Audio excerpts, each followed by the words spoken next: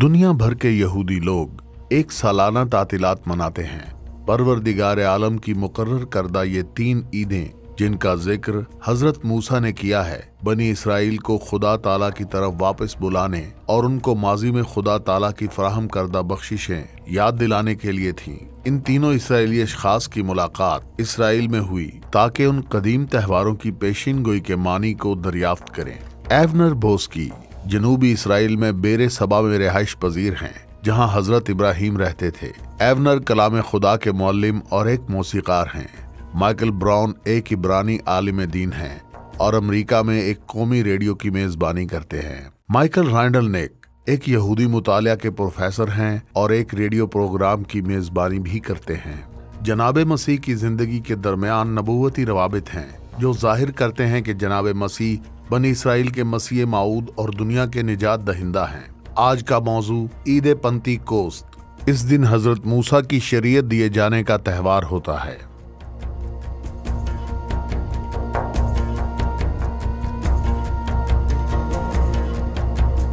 आज सुबह हम मगरबी दीवार के ऊपर मुख्तलिफ बार मोतिज़वाहों को देख रहे थे, जहाँ पर 13 बरस की उम्र के यहूदी लड़के फर्जंदाने हुक्म बनते हैं। आज मैं एक आदमी हूँ। ये वो अल्फाज हैं जब एक यहूदी नौजवान एक जिम्मेदार मर्द बन जाता है। अब उसे पूरी तरह बरादरी का हिस्सा समझा जाता है और वो एक तकरीब है, उसके लिए तौरात शरीफ लाई जाती है और ये एक तस्दीक की तकरीब की तरह है, लेकिन वहाँ वो अपना हिस्सा पढ़ता है और ये एक बड़ा जश्न है। माँ बाप बाज़ औक़ात कहते हैं कि अब हम अपने बच्चों के गुनाहों के जिम्मेदार नहीं हैं। जश्न तो बहुत से हैं। बच्चों को ज़ाहिरी तौर पर उनकी शादी से कबल एक शामियाने के नीचे लाया जाता है और वहाँ ढोल और साज बजाने वाले हैं जो नाच और गा रहे हैं और उसको तौरात शरीफ ला कर दी गई है। और देखें, शरीयत का तोमार खोला गया है, शरीयत जो खुदा ताला ने हज़रत मूसा को दी थी, और वो लड़का उसमें से पढ़ता है और अब वो इसराइली कौम का मुकम्मल रुकन बन गया है। और आप जानते हैं, मेरा ख्याल है कि जब मैं 16 मार्च 1968 को बार मोतज़वा था तो मुझे पाक सहीफे का कुछ हिस्सा ज़ुबानी याद करना पड़ा था और मैंने ये सब नारे के अंदाज में बोला था, लेकिन मुझे इस सारे अमल से गुजरना ही था क्योंकि वो हमारी एक बहुत बड़ी समाजी तकरीब थी।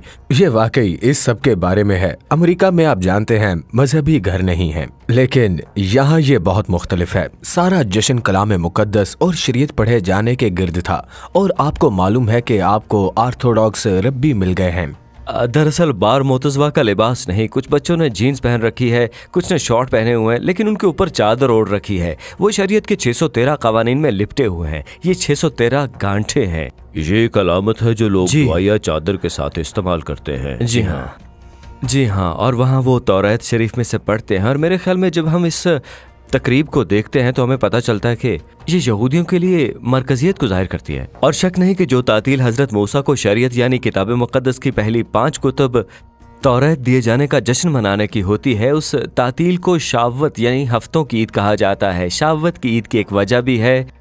असल में किताब मुकद्दस इस वक्त पर शरीयत दिए जाने का तज़किरा नहीं करती। ये कोई बात की बात है जो उलमाए दीन ने मुकर्रर कर ली थी और ऐसा लगता है कि ये इसी वक्त के बारे में है। चुनाचे इस तरह ये तौरात दिए जाने का जश्न बन गया। लेकिन किताब मुकद्दस के अंदर ये ईद फसा के बाद आती है। ईद फसा के कितने दिन बाद? 50 दिन बाद। ईद फसा के 50 दिन बाद। जी, और यहाँ से हमें पेंतिकोस्त मिलता है, जो कि इसका अंग्रेजी नाम है ना। जी हाँ, 50। ज़राई तौर पर यहाँ इसराइल में आप पहले फल लाते हैं जो पहली ज़राई छुट्टी होगी, क्योंकि सिट्टे अभी सब्ज हैं, जौ भी अभी सब्ज है। लेकिन जब 50 दिन बाद जौ की कटाई का वक्त आता है और कटाई शुरू करते हैं, तो अब ये तकरीब का वक्त होता है जब तकरीब होनी चाहिए।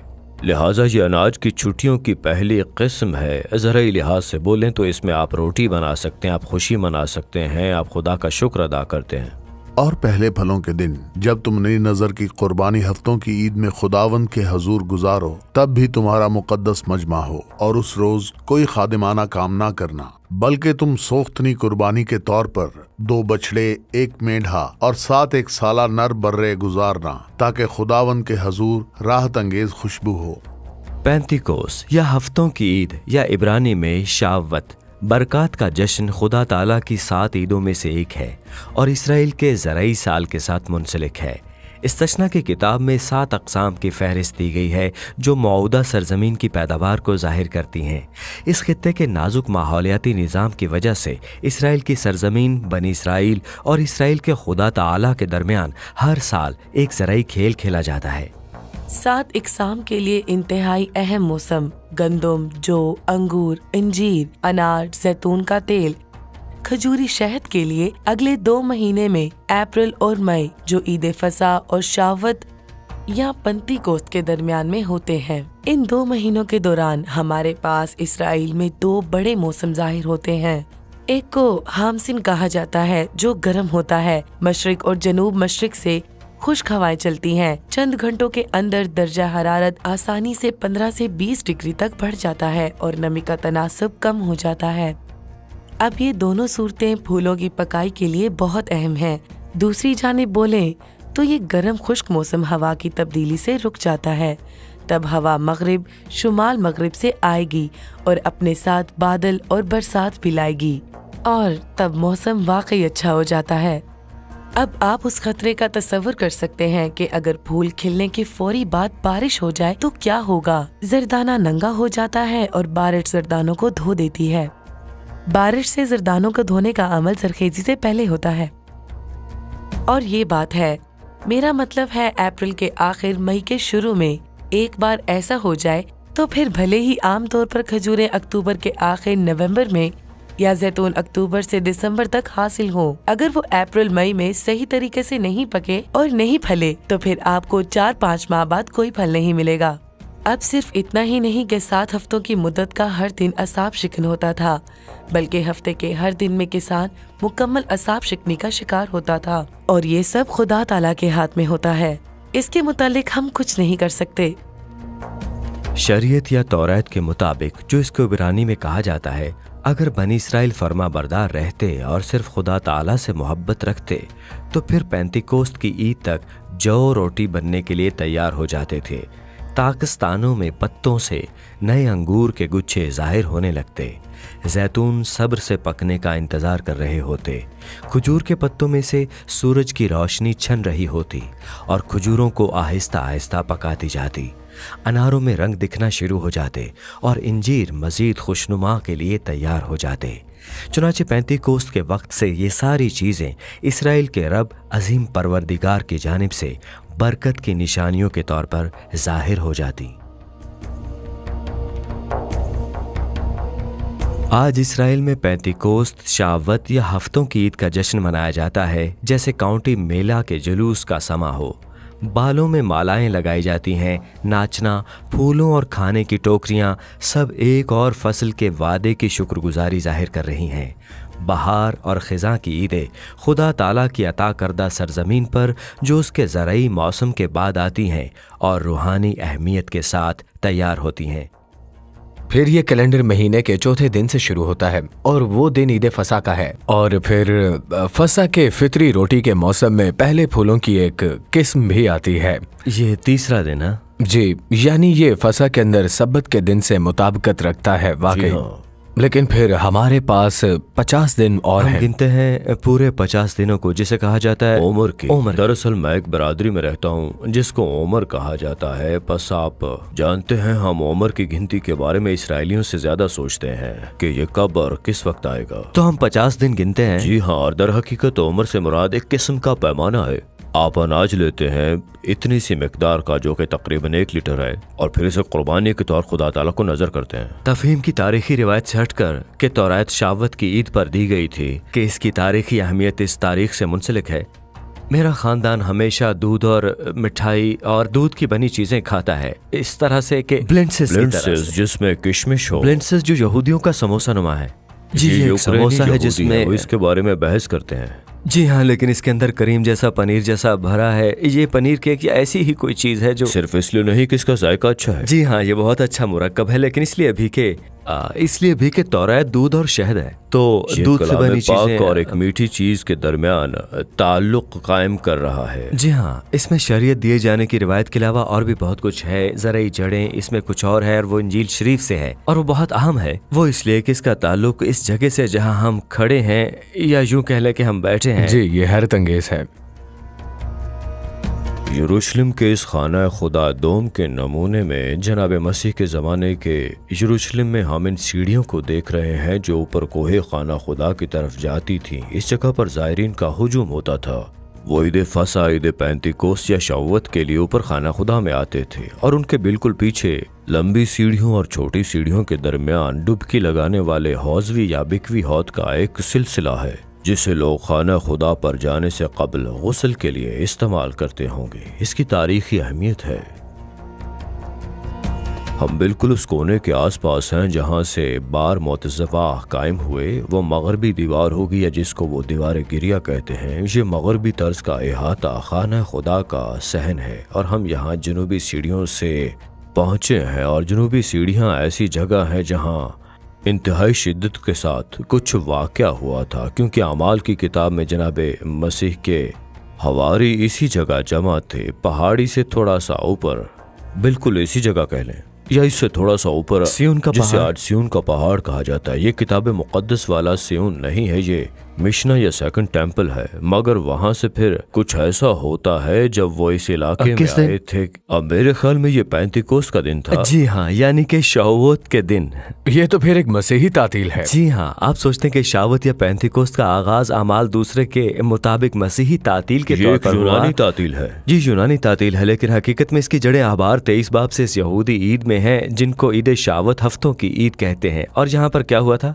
जी हुआ ये बेशक हवारी जनाब मसीह की वजह से जमा थे, क्योंकि जनाब मसीह ने उनसे कहा था बाप के वादे के आने का इंतज़ार करना, तुम क़ुव्वत पाओगे और यरूशलेम से शुरू करके यहूदिया, सामरिया और ज़मीन की इंतहा तक जहाँ भी जाओगे तुम मेरे गवाह होगे। उन्हें समझ नहीं थी कि सिर्फ 3 दिन ईद फसा के बाद 50वें दिन के तीसरे दिन आप आसमान पर तशरीफ ले गए और फिर ईद फसा के 40 दिन बाद वो आसमान में तशरीफ ले जा चुके।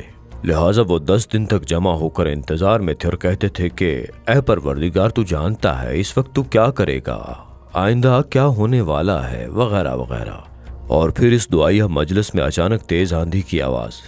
जब ईद पंतीकोस्त का दिन आया तो वो सब एक जगह जमा थे कि यकायक आसमान से ऐसी आवाज आई जैसे जोर की आंधी का सन्नाटा होता है, और उससे सारा घर जहां वो बैठे थे गूंज गया और उन्हें आग के शोले की सी फटती हुई जबानें दिखाई दी और उनमें से हर एक पर आ ठहरी और सब रूहुल कुद्स से भर गए और गैर जुबानें बोलने लगे जिस तरह रूह ने उन्हें बोलने की ताकत बख्शी।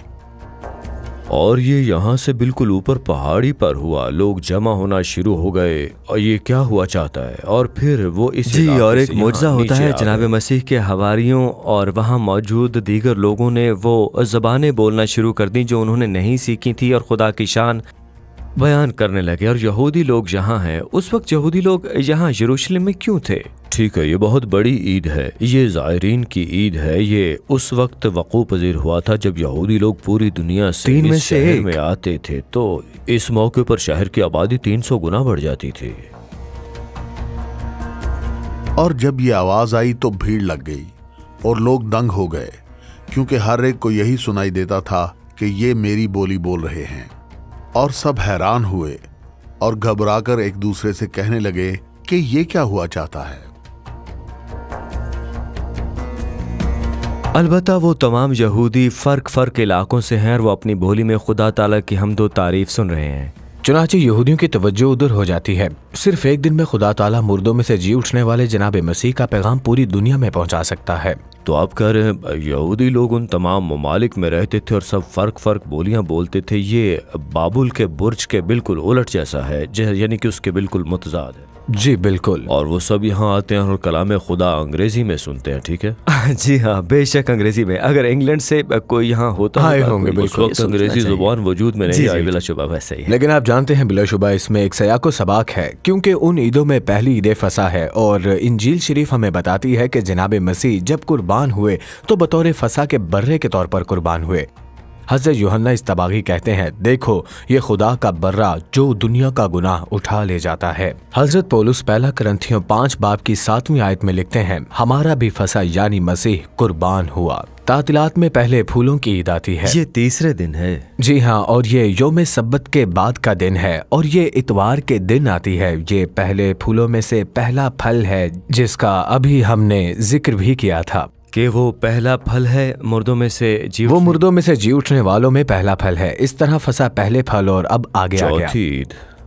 चुनाचे उस मौसम के दौरान हम फसा फितरी रोटी और अब शावत हफ्ते पहले पेंतिकोस्त और यहूदी रवायत तक पहुंचे। हमें नहीं मालूम कि ये उस वक्त मौजूद थी या नहीं, हमें इल्म नहीं, लेकिन यहूदी रवायत कहती है कि ये वो वक्त है जब कोहे सीना पर शरीयत दी गई थी। ये कैसे दी गई थी? खुदा ताला का जलाल पहाड़ पर था, उनकी आवाज गरज रही थी और लोग भी वहाँ डर रहे हैं। इंसान के बराए किसी भी वूफर से ज्यादा ताकतवर। जी हाँ, मैं यकीन से कह सकता हूँ। और पहाड़ पर आग, हत्ता के यहूदी रिवायत भी ये कहती है क्योंकि बनी इसराइल के साथ मुख्तलिफ लोग थे, वो फर्क बोली बोलते थे और जब खुदा ताला ने कलाम किया तो सबको अपनी अपनी बोली में समझ आई। एक बार फिर दिलचस्प यहूदी रवायत। उस वक्त क्या हुआ? अब हफ्तों की ईद पर रूहुल कुद्स दिया जाता है। तौरात के बजाय रूहुल कुद्स दिया जाता है। आग की जुबानें दी जाती हैं। खुदा ताला उस तरह बोल रहा है कि हर कोई सुन सकता है। और यही दिलचस्प बात है, खुदा ताला की शरीयत कामिल है लेकिन हम कामिल नहीं हैं। हम गुनाह करते हैं और खुदा ताला के कानून को तोड़ते हैं। नतीजतन हमारे बाओजदाद ने एक सोने का बछड़ा बनाया और तकरीबन 3000 इसराइली तौरात मिलने के बाद फौरी तौर पर हलाक हो गए। सजा में।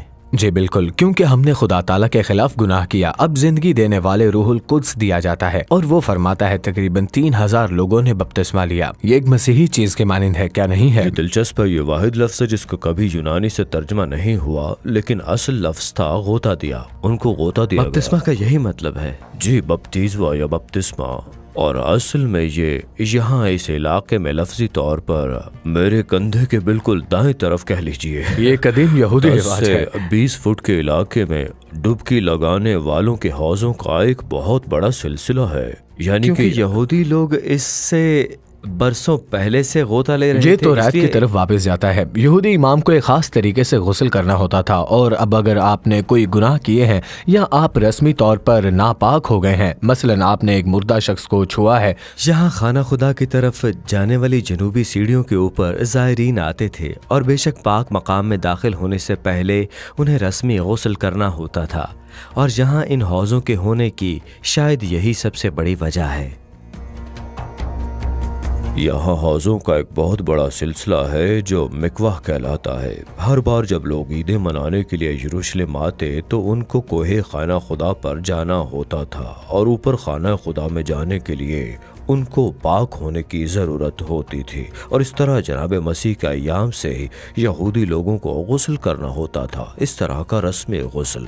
और आप बारिश के पानी के पास यहाँ नीचे आते थे जिसको जिंदा पानी कहा जाता था। और जब आप वहां पहुंच जाते जहां पूरी तरह डुबकी लगा सकते ताकि कुछ भी पानी के ऊपर ना रह जाए, आप पूरा गोता लगाते, झुक कर अच्छी तरह और पाक हो जाते। तो ये एक ऐसा अमल था जो यहूदी हमेशा से करते रहे हैं। जनाब मसीह के ज़माने के यहूदी इसे जानते थे और आमाल 2 बाब में गुस्ल के ये हौज इसी जगह पर ही थे। इस तरह जब 3000 यहूदी मर्द और कौन जानता है कि कितनी खवातीन थी क्योंकि किसी ने नहीं गिना, ईमान लाए तो वो यहाँ नीचे आए इन मिकवाहों में और उनको गोता दिया गया या उन्होंने खुद गोता लिया इसराइल के जनाब मसीह के नाम पर। यरूशलेम में रूहुल कुद्स का आना जनाब मसीह के उस वादे को ईद पेंतिकोस्त के साथ जोड़ने वाला था और बिलाखिर उसका असर तमाम दुनिया में फैलने वाला था। और अमाल की किताब के मुताबिक जनाब मसीह की ये तहरीक एक ही दिन में शुरू हो गई जब 3000 लोगों ने खाना खुदा के गुस्ल वाले हौजों में बपतिस्मा लिया। चुनाचे अगर 3000 लोगों को गौता दिया गया तो उनको गौता देने के लिए जगहें भी होंगी। लिहाजा हजरत पतरस तबलीग करते और फरमाते हैं कि ये जनाब मसीह के मुर्दों में जी उठने का सबूत है। उन्होंने रूह को भेजा है और यहाँ जो कुछ हो रहा है ये एक हकीकी सबूत है और आप इन बातों को जुटला नहीं सकते। जी बिल्कुल, मेरा मतलब है आने वाले अब्वाब में लंगड़े पैदा होने वालों को शिफा पाना सबूत है कि जनाब मसीह मुर्दों में जी उठे हैं। और आपका फरमान है कि ये नीचे की सतर है। अमाल बाब 2:36 आयत पस इसराइल का सारा घराना यकीन जान ले कि खुदा ने उसी यसू को जिसे तुमने मसलूब किया खुदावन भी किया और मसीह भी। यहाँ लिखा है, जब उन्होंने ये सुना तो उनके दिलों पर चोट लगी और पतरस और बाकी रसूलों से कहा, ए भाइयों, हम क्या करें? पतरस ने उनसे कहा कि तौबा करो और तुम में से हर एक अपने गुनाहों की माफी के लिए जनाब मसीह के नाम पर बपतिस्मा ले। इसका मतलब मसीही कलीसिया में शामिल होना नहीं था, बल्कि रस्मी सफाई का एक अमल था। और बेशक माइक, जब आप उसका हवाला देते हैं जो जानते हैं वही यसू जिसको तुमने मसलूब किया, तो आप जानते हैं हम यहूदी लोगों ने सुना है कि कभी एक तरह से इस्तेमाल ये इरादा बिल्कुल, गोया यहूदी लोग हर जमाने में किसी न किसी तरह मौजूद थे। जिसने 3 बजे सुबह जनाब मसीह पर मुकदमा चलाया, उस वक्त यरूशलेम के 99% लोग सो रहे थे, लेकिन वो कुछ रहनुमाओं की बात कर रहा है जो कहने में मुलव्वस थे कि हम इस मसीही तहरीक को नहीं संभाल सकते, ये बस से बाहर है। और हो सकता है कि वहाँ भीड़ में भी कुछ ऐसे लोग हों जो शोर मचा रहे थे, इसे सलीब दे, जो मौजूद थे, लेकिन वो किसी भी तरह से तमाम यहूदियों के लिए इज्तिमाई बयान नहीं दे रहे थे। लेकिन जिस बात पर आप तवज्जो दे रहे हैं, जो कि बहुत ताकतवर भी है, कि बिल्कुल उसी दिन या शावत या पेंतिकोस्त के दिन जहाँ यहूदी लोग शरीयत मसीह अहद मिलने का जश्न मना रहे थे, यकायक वहीं यरूशलेम के मरकज में खुदा ताला रूहुल कुद्स के साथ कुदरत में आता है और यहाँ आग के काम की नुमाइश होती है। औरतों और गैर कौमों से कहता है ये नए अहद का इफ्तिताह है। ये बड़ी अहम बात है। और हज़कियेल 36 बाब में मज़कूरा रूह का नज़ूल, यहाँ पानी भी है और रूह भी है। ये नई चीज का हिस्सा है जो खुदा ताला ने दी। यूएल 2 बाब, रूहुल कुद्स उंडेला जाएगा। बादजा रबियों की रवायत भी कहती है, हम जान लेंगे कि ये मसीही दौर है क्योंकि लोग नबूवत कर रहे हैं और रूहुल कुद्स दिया जाता है। हजरत पतरस का कहना है अब वही कुछ हो रहा है। ये वही बात है जो योएल नबी की मग़फ़िरत कही गई है कि खुदा फरमाता है कि आखिरी दिनों में ऐसा होगा कि मैं अपने रूह में से हर बशर पर डालूंगा। तस्वर शरीयत के साथ दिए जाने के साथ आने वाले निशान का देना यह एक ईमानदार बरादरी के तौर पर इसराइल का इफ्तिताह था। यकीनन हज़रत अब्राहम, हज़रत इजहाक और हज़रत याकूब की औलाद से पहले यहूदी लोग थे, लेकिन ये शरीयत दिए जाने पर इसराइल की पैदाइश की तरह है, बल्कि यहूदी और गैर कौमों की एक साथ पैदाइश की तरह। तमाम हवारियों को एक जिम्मेदारी सौंपी गई, वो कौमों को शागिर्द बनाए। मुझे नहीं यकीन वो पूरी तरह समझ पाए थे कि उन्हें बाहर जाना है, लेकिन वो जानते थे कि अब गैर कौमें शामिल होंगी। नतीजतन चंद साल लगे उन्हें समझने में कि ओह ऐसा नहीं कि उन्हें यहाँ आना होगा, हमें बाहर जाना होगा, उन तक पहुँचना होगा। और फिर सबसे पहले जनाब मसीह के पैरोकार बनने वाले कुरनेलियस, उनके साथ हजरत पतरस पैदाइश के फैसले को जोड़ता है जो उसने उनके साथ किया था, जो उनके साथ। तो यहाँ पर हम अमाल बाब 2 जी कहा, जो उनके साथ हुआ था, जो कुरनेलियस के साथ हुआ, वही हमारे साथ भी हुआ था। और जुबान के बारे में सोचो जिसका हवाला वो यूएल से देता है, जो कहता है कि हर शख्स पर रूहुल कुद्स नाजिल होगा। और फिर वो औरत की तबलीग करता है और लोगों को बताता है कि तौबा करो और जनाब मसीह के नाम पर बपतिस्मा लो, और कहता है वादा तुम्हारे साथ, तुम्हारे बच्चों के साथ और अब आने वालों के साथ है। चुनाचे वहाँ सब कुछ है, वहाँ एक फैसला है। उस वक्त इसका मतलब समझ नहीं आया था अब ये मसीही बादशाही का ज़हूर था या रूह दिए जाने की ज़ाहरी निशानी थी। तो एक लिहाज से इस शावत या पेंतिकोस्त को यहूदियत का जन्मदिन समझा जाता था और ये कलीसिया का भी यौम पैदाइश है, और वो एक बहुत ही दिलचस्प वक्त था। और हकीकत यह है कि जब रूहुल कुद्स कुदरत के साथ आया तो पैगाम की तस्दीक हो गई जिसका वो ऐलान कर रहे थे कि जनाब मसीह तमाम इंसानों के गुनाहों की खातिर मर गए हैं बतौर फसा का बर्रा। जी हाँ, वो बतौर फसा का बर्रा मुर्दों में से जी उठे और बतौर फल जी, और अब उनके तमाम पैरोकारों को रूहुल कुद्स दिया जा रहा है ताकि वो सारी दुनिया में इस पैगाम की मनादी करने की कुव्वत पाएं। और वो पैगाम आज भी आगे जा रहा है, वो भी भरपूर ताकत के साथ, क्योंकि रूहुल कुद्स आज भी एक कुव्वत है, ताकत है, उसके पीछे एक शख्सियत है। और इस पर सोचें, ऐसे लोग भी हैं जो किसी तरह सोचते हैं कि कलीसिया जो कि किताब मुकद्दस से यहूदी लोगों से दूर हो चुकी है, ये लैदगी और फिर भी ये फसा का पैगाम अपनी तोसी शक्ल में है। ना सिर्फ मिस्र से खरूज है बल्कि फसा का बर्रा जनाब मसीह मुआ जिसकी सारी दुनिया में तबलीग हो रही है। ये पहले फूलों की ईद है, पहले फूलों का पलवठा, वो मुर्दों में जी उठा और शावत की ताकत है। ये हमें बता रहा है कि ईद त्यौहार तमाम ईमानदारों के लिए जारी मानी रखते हैं और वो भी अभी तक आने वाले कैलेंडर का हिस्सा हैं जो आने वाली चीजों की निशानदेही करता है। अब भी कुछ चीजें हैं, अगर ये हिस्से जनाब मसीह की जिंदगी में पूरे हो चुके हैं तो इसराइल के कैलेंडर में और भी वाकयात हैं जो अब भी आने वाले वाकयात की निशानदेही करते हैं, यानी आने वाली कशिश। आने वाली कशिश ईमानदार के लिए ये सब इस दिन से ताल्लुक रखते हैं। जी, इस दिन से। और इस तरह ये ईद पेंतिकोस्त के दौरान वक़ू में आया था, जब जनाब मसीह की पेशेनगोई के मुताबिक रूह नाजिल हुआ कि दुनिया के लिए एक निजात का मिशन जारी किया गया। जब रूहुल कुद्स तुम पर नाजिल होगा तो तुम कुव्वत पाओगे और यरूशलेम और तमाम यहूदिया और सामरिया में, बल्कि जमीन की इंतहा तक मेरे गवाह होगे।